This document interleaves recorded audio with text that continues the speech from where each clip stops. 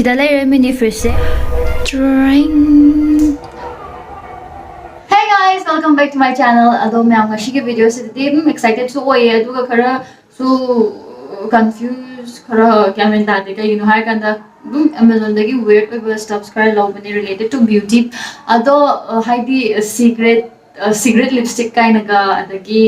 the tattoo चिमाना tattoo तो वो खाना बा blend नों अदगी करी करी याम लोगे अदुगा आइना क्वाइडे हराव बामुना को सिगिने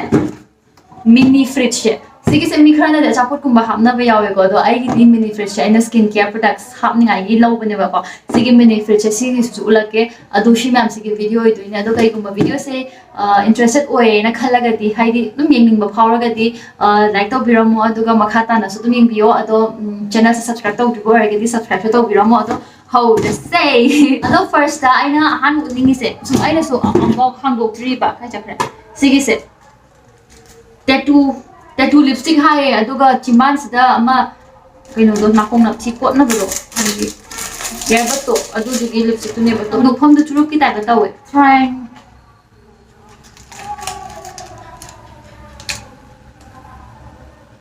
nonsense myong shte na mo ya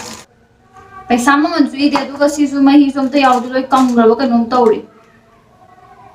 खंगे अदुसु हंगो येंगसि को हा अयाम्बा याउगे क्यानो अमा अनि अहुम मरी मा तरुक तरे निपान मापन 10 11 12 13 14 15 16 17 18 19 20 20 ने बको अदो 20 सिदा अमा अनि अहुम मरी मंगा तरुक तरे तरे मुक्ति कंग अदो सि हान येंगसि सि I harauraga no myang ko pula phak tok mina do ni ga taraga am tu yaram de si thudi o e mai thudi asi ko si se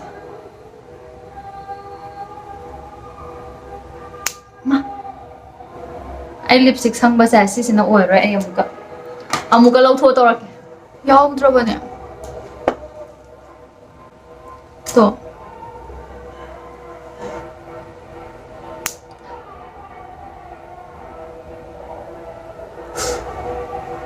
I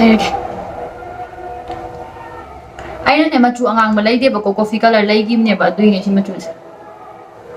di phaja ma go kange mana keno proof adu proof cam hai bane let's see phadi le ri bu kai na tra yung ko phadi gi sigi angau ba sa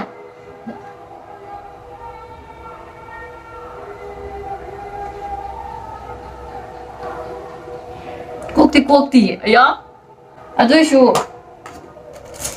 ishu na ba kam ni nai chong ni pen ba khoi shu yawe si kange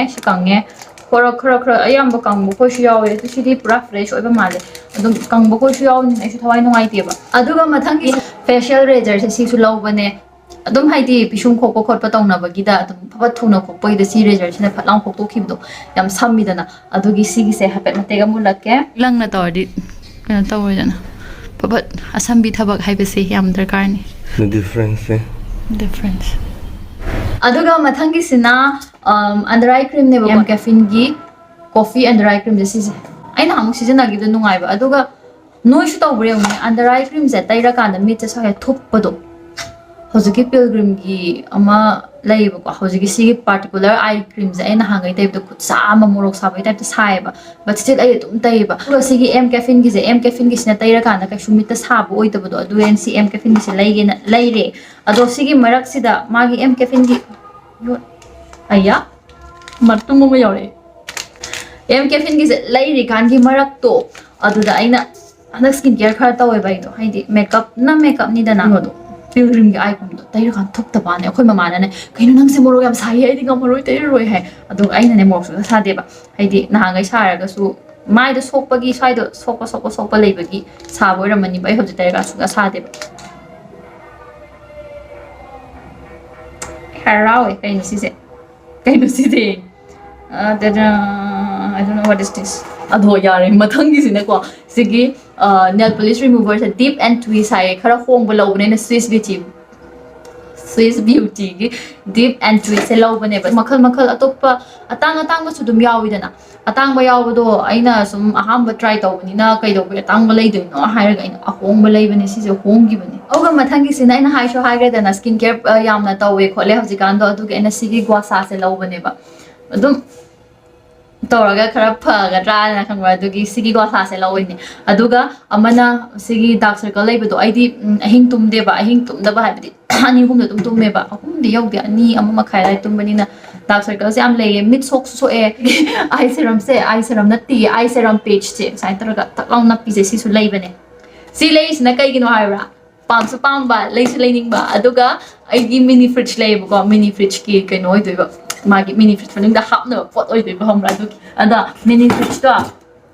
सिगे से मयाम न सुदुम अचापोट पुदि दुम हापना बने फैना बिदिया सिस अचापोट हाप यागद्रा न हंगक बने तो मइन स्किन केयर की प्रोडक्ट्स ओइना हाप अचापोट दुदि युमगी फ्रिज तो दुम हाप याइना स्किन केयर हापनबा सिसना आइगी स्किन केयर हापनबा मिनी फ्रिज ओइदोइने आइनि याम पामी मिनी फ्रिज के दोगे हायर कांदा मागी दो इंग नंगाय खतंग यावरम देबा सानिंगाय अयिंबगी सु यावे साहनबसु याबदो हॉट एंड कोल्ड सु ओइबदो अनिमा ओये अदो आइदि साबदि हापट्रे अयिंबा खक्तंग ओयेबा अदुम मखोइदो गाड़ी दा कोइबा चटपा कांदसु अदुम चापोट कुंबा हापबुदि यानि आइगिदि युमगी मे सिदा लेरे मिनी फ्रिज से अदो याम चावबदि ओइदमनेबा आइगी खुद से लेरेदना आई खुद से लेर थीबने अदुइसु एनी साइज सु डायरेक्ट रियलिस्टिक ओइनिंगाइ गा हापने मथक्सिना मोतना हापचनबा सी साइन लेरे अदुगा सी खरा गा खिक्तंग सी खक्तंग नेबा असी चाव लगेनो ब्रेड ना सी लेरे लेंथ ना लाइक this much अदो हंगदोरक ट्राइंग आई फेस मास्क का सिदा हाबदai खंब्रा मयाम सिजनग्राम ने दोना फेस मास्क अमा अनि अहुम खतंग आइरे तो 1 2 3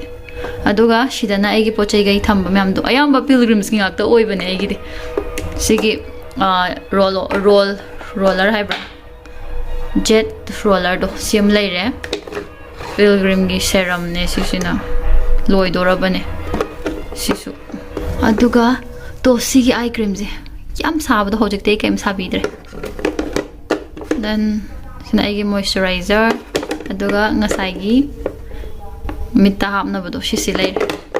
अदुगा सिदना गी ग्वासादो अदु हापे सिगी से सान गे सु याबुदि यामने दुइसु आइदि फ्रिज तो हाइदि इंगबदो पामबै दमकते लेबनि दना अदुगा दुम याबोइनि गाड़ी दा दुम हापे यानि बदि योत तो सिक्तंग खंगी दना रिच एडवर्टाइज तो वो थोखरे हाबे तो इसे अदु एडवर्टाइज तो वनदि कोइ दे लें दुत पने हेले कोल उब्रा कोल लेरे तुमदो ओइनिंगाइगी अगो सिगिसिना कार गुंबगी ओइदोइनेबा सिगी अदो मोइना लेरकपा कांदा सिगी वायर सिगा कार गी वायर अमगा हापकपनेबा अदो सिसिने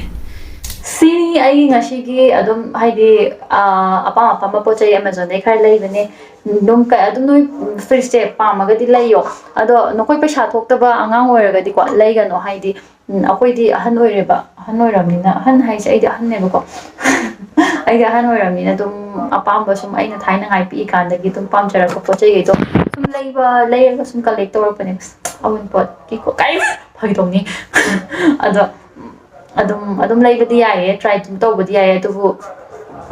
यम कन्ना ए आइसी पाम आइसी लेदब यादे हाइरगा केनो तौरगा फुटक लेबो खपदि तौरुनोबा विश लिस्ट थमु सिगी फ्रिज से अदुम याये अतोपा थंगे सुम येंगबनि ngसाइ टेटू दुसु कोक ट्री नोंगालगा कोक तोइरा कम येंगसे आइदि लिपस्टिक से चाबने मीन्स मीना कइनो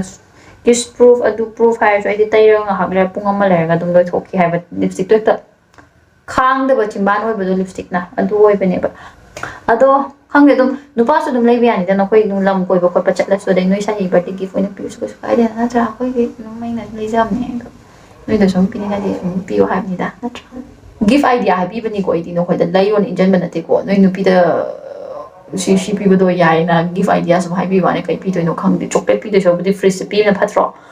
फदीसिगा पसाम नंगारे द बियां से वीडियो सा लोइसन जागे कइगुम्बा वीडियो से नुंगाइ बिरगदि फ्रिज से पामगदि लाइक नंबिरमो अदुगा कइगुम्बा गे चैनल से सब्सक्राइब तौद्रिबो रगसु सब्सक्राइब तौबिरमो ngasi दे वीडियो से सा लोइसन जागे bye bye I love you all